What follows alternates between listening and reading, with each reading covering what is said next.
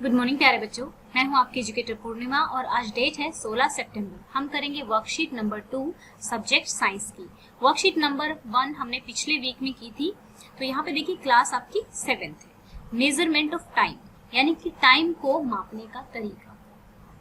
Ravi was eager to go to his school. Eager होता है मतलब किसी चीज के लिए उत्सुक होना। To go to his school after a long time. Ravi बहुत एक्साइटेड है अपने स्कूल में जाने के लिए बहुत लंबे समय के बाद। ही वॉज फ्रिक्वेंटली बार बार, ठीक है, बार बार क्या कर रहा था, looking at the wall clock. जो दीवार पर क्लॉक लगी होती है उसको वॉल क्लॉक बोलते हैं और जो टेबल पर रखी होती है उसको टेबल क्लॉक बोलते हैं, ठीक है। और जो हमारी हैंड वॉच होती है उसको रिस्ट वॉच बोलते हैं, ठीक है, रिस्ट वॉच बोलते हैं। एंड मोबाइल में भी आपकी एक क्लॉक होती है, ठीक है ना।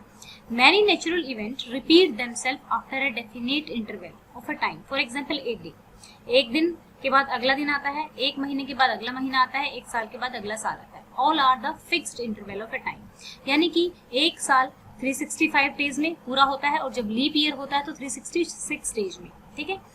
एक मंथ या तो 30 दिन का होता है या 31 दिन का होता है। एक दिन जो होता है वो 24 घंटे का होता है, ठीक है ना। और रोज रिपीट होता है यानी कि रोज दिन होता है, रोज रात होती है, ठीक है। तो यहाँ पे देखिए, what was the Ravi observing in the wall clock. यहाँ से शुरू करेंगे। रवि, रवि के बाद यहाँ लिखेंगे वाज ऑब्जर्विंग टाइम, यहाँ पे लिखेंगे time in the wall clock. अगर आप ऐसे लिखना चाहें तो ऐसे भी लिख सकते हैं, रवि was observing time, ठीक है। अब नेक्स्ट क्वेश्चन देखेंगे, what other thing could be used by Ravi to know the same. यानी कि वो और कौन कौन सी चीजों का यूज कर सकता है टाइम देखने के लिए। टेबल, रिस्ट वॉच, मोबाइल, ठीक है, इन सब का वो यूज कर सकता है टाइम देखने के लिए, ठीक है। सेकंड क्वेश्चन का आंसर ये हो जाएगा हमारा, ये वाला आप लिख देना, ओके। अब हम क्या करेंगे, नेक्स्ट क्वेश्चन करेंगे। यहाँ पर आपको बताना है कि the time between one sunrise and the next sunrise, यानी कि आज का सूर्य उदय हुआ और कल का सूर्य उदय होगा तो उसको क्या कहेंगे, अ डे, ठीक है, अ डे। फिर time duration from one new moon to next new moon. एक न्यू मून से दूसरे न्यू मून के बीच का जो टाइम ड्यूरेशन होता है कितना होता है, एक मंथ का, ए मंथ आ जाएगा यहाँ पे। The time taken by the earth to complete one revolution of the sun. जैसे कि ये हमारा सन हो गया, ठीक है, ये हमारा सन है तो अर्थ इसके ऐसे, अर्थ जो है ऐसे घूमती है तो यहाँ पे हमारी, ये हमारी अर्थ हो गई, ठीक है। ये ऐसे चलती है, ऐसे घूमते घूमते घूमते घूमते घूमते घूमते ऐसे पहुंचती है। तो जब एक चक्कर ये पूरा लगाती है उस एक चक्कर को क्या बोलते हैं, रिवोल्यूशन, ठीक है। तो हमारा क्या करती है, एक रिवोल्यूशन पूरा करती है कितने दिन में, 365 डेज में पूरा करती है। और जब लीप ईयर होता है तो 366 डेज में, ओके बच्चों। तो चलिए क्या कह रहा है ये, the time taken by earth to complete one revolution of the sun, यानी कि कितना टाइम ले लेती है, 365 डेज ले लेती है और उसको हम क्या बोल देते हैं, 1 ईयर, ओके। नाउ हम बहुत सारे और भी इमोशंस देखेंगे, जैसे वॉल क्लॉक होती है, ठीक है, टेबल क्लॉक होती है, डिजिटल क्लॉक होती है। यानी कि डिजिटल क्लॉक आप लोगों ने देखा होगा जिसमें सिर्फ नंबर्स में टाइम दिखाया जाता है। इसमें तो सुइए के थ्रू टाइम चलता है नंबर्स पे, इसमें नंबर्स लिखे ही होते हैं डिजिटल क्लॉक में। तो क्लॉक और watch are the most common time measuring device. जो क्लॉक है या फिर वॉच है, यानी कि हमारे घरों में तो क्लॉक जो है लगी होती है और जब हम ऑफिस वगैरह में जाते हैं, रास्ते में कहीं ट्रैवल कर रहे हो तो हम अपनी वॉच को अपने हाथ पर बांध के जाते हैं। बट आजकल मोबाइल डिवाइस होने की वजह से हम कई बार वॉच नहीं पहनते हैं, है ना। तो यहाँ पर हम देखेंगे, clock make use of a periodic motion. Clock किसका यूज करती है, क्लॉक में कौन सा मोशन यूज किया जाता है, पीरियोडिक मोशन। कौन सा मोशन यूज किया जाता है क्लॉक में, पीरियोडिक मोशन। कौन सा, पीरियोडिक मोशन, ठीक है। One of the most well known periodic motion is that of a simple pendulum, ठीक है। एक पीरियोडिक मोशन जो होता है वो होता है सिंपल पेंडुलम। तो ये देखिए, ये बार बार क्या करता है यहाँ पे। अब ये होता क्या है, ठीक है, यहाँ पे पीरियोडिक मोशन का मतलब है कि एक टाइम के बाद रिपीटेशन होना। जैसे ये सुई है, मान लो कोई भी घड़ी है यहाँ पे और ये सुई यहाँ से चली, ठीक है, यहाँ से चलती है तो वापस ऐसे टिक टिक टिक टिक टिक टिक करके क्या पहुंच जाती है, वापस पहुंच जाती है, ठीक है। और इसके नीचे देख सकते हैं ये पेंडुलम है यहाँ पर, a motion that repeat itself after certain time. अब जो मोशन जो होता है जब अपने आप को कुछ टाइम बाद फिर से रिपीट करना स्टार्ट कर देता है तो उसको बोलते हैं periodic motion. For example motion of अर्थ, ठीक है, around the motion of a swing.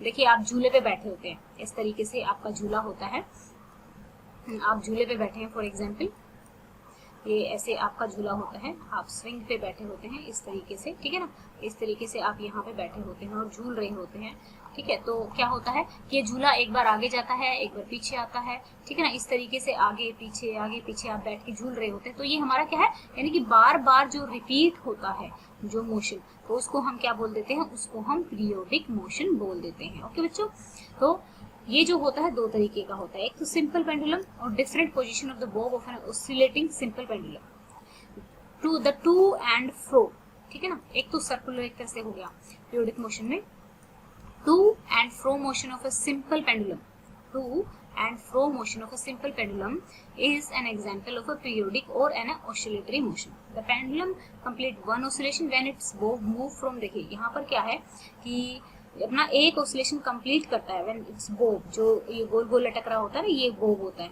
ठीक है, moves from one extreme position A to other extreme position B and come backs to A, यानी कि एक ऑसिलेशन कब पूरा होगा, एक पीरियड कब पूरा माना जाएगा, ये चीज आप ध्यान से देखेंगे। ये देखिए यहाँ पे मान लो हमने एक, ये अभी हमारा यहाँ पर है, ठीक है, तो ये एकदम से यहाँ गया, इस पोजीशन पे घूमता हुआ यहाँ गया, फिर क्या हुआ, वापस लौट के ये पहले इधर जाएगा, ठीक है, मान लो ये O पॉइंट है, फिर यहाँ पे हमारा B पॉइंट तक पहुंचेगा, ठीक है, पहले ये यहाँ से मान लो शुरू हुआ, फिर ये यहाँ गया, ठीक है, फिर ये यहाँ आया, फिर से वापस जब ये A पे आ जाएगा तो इसका वन ऑसिलेशन कंप्लीट माना जाएगा, ठीक है, तब इसका वन ऑसिलेशन हम कंप्लीट मानेंगे। अगर समझ में, तो ये देखिए इसी को टू और फ्रो मोशन भी बोलते हैं। टू और फ्रो की आगे पीछे जा रहा है ये बार बार, यानी कि एक बार ऐसे एक बार ऐसे, इसको टू और फ्रो मोशन हम बोलेंगे, ठीक है।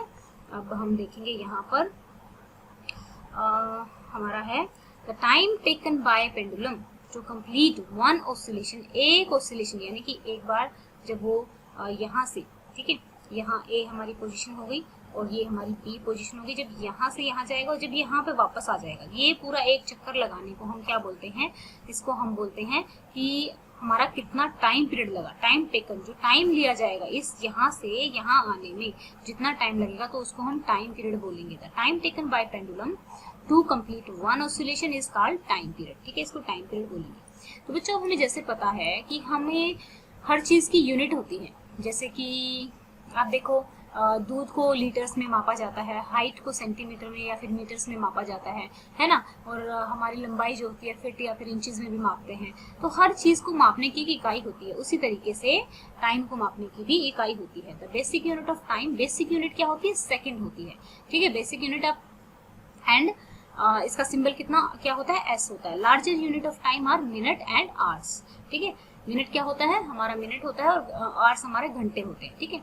The motion of earth around the sun is an example of which motion, कौन से मोशन का ये एग्जाम्पल, ये हमारे पीरियोडिक मोशन का एग्जाम्पल है। तो यहाँ पे फिल इन द ब्लैंक लिख लेंगे periodic motion. Okay, what do you mean by the time period of oscillation, time period of oscillation में आप ये पूरा लिख देंगे, ठीक है, ये वाला पूरा लिख देंगे। क्वेश्चन नंबर 2 ये हमारा हो गया, ठीक है, क्वेश्चन नंबर 2 ये पूरा लिखेंगे यहाँ तक, ठीक है, ये यहाँ से यहाँ तक पूरा लिखा जाएगा। The time taken by pendulum to complete one oscillation is called its time period. What are the benefit of doing work on time, क्या बेनिफिट होते हैं जब हम काम को अपने समय पर, तो हम देखेंगे क्या बेनिफिट है जब हम काम करते हैं टाइम पे। तो छोटे छोटे से बेनिफिट जो भी आपके मन करे वो आप लिख सकते हैं। मैंने लिखा है doing work on time make us stress free, हम स्ट्रेस फ्री हो जाते हैं, टेंशन नहीं रहती है। Our mind also remain calm, we feel relax after completing the work on time, ठीक है, यहाँ पे आप लिख सकते हो we feel relaxed after completing work on time, ठीक है। तो ये हमारी आज की वर्कशीट थी। आई होप आपको अच्छे से समझ में आ गई होगी कि कौन कौन से तरह के हमारे मोशंस होते हैं। ओके, अगर फिर भी कोई डाउट है तो आप कमेंट करके पूछ सकते हैं। अगर आपको हमारे पढ़ाने का तरीका पसंद है तो आप वीडियोस को लाइक कर सकते हैं, चैनल को सब्सक्राइब कर सकते हैं, क्योंकि आपके लाइक करने से हमारा मोटिवेशन बढ़ता है और ज़्यादा अच्छी वीडियोस और ज़्यादा इजी वे में समझाने के लिए हम और कोशिश करते हैं, क्योंकि आप लोगों के लाइक हमें मोटिवेट। दूसरी बात, आप लोगों का कोई भी डाउट तो आप कमेंट बॉक्स में लिख सकते हैं और साथ में अपनी क्लास जरूर लिखें ताकि हमें पता लगे कि किस लेवल का कंसेप्ट आपको समझाना है। Thank you, have a nice day, may God bless you.